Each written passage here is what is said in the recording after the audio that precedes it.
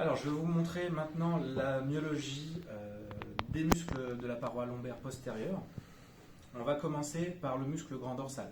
Le muscle grand dorsal, il va jusqu'au bras, donc je vais utiliser de l'ADD contre-résistance pour le visualiser. En faisant de l'ADD ici, on va visualiser le grand dorsal qui va se diriger depuis le pilier postérieur de l'aisselle et jusqu'ici, jusqu'à la paroi postérieure des lombaires. Ensuite, je vais repérer le muscle carré des lombes qui se situe entre la 12e côte, la crête iliaque et les transverses des lombaires. Donc je vais placer mes doigts dans cette zone et je vais demander au patient de ramener son bassin vers ses côtes.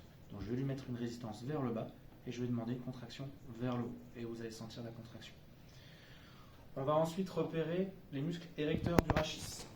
Patient en procubitus, on va demander une extension du rachis, de soulever la tête par exemple, et vous allez voir la masse des paravertébraux se contracter. On va pouvoir les observer ici et ils vont se prolonger ensuite jusqu'au niveau des cervicales. Ensuite, on va passer sur le dos et je vais vous montrer la partie supérieure du muscle psoas.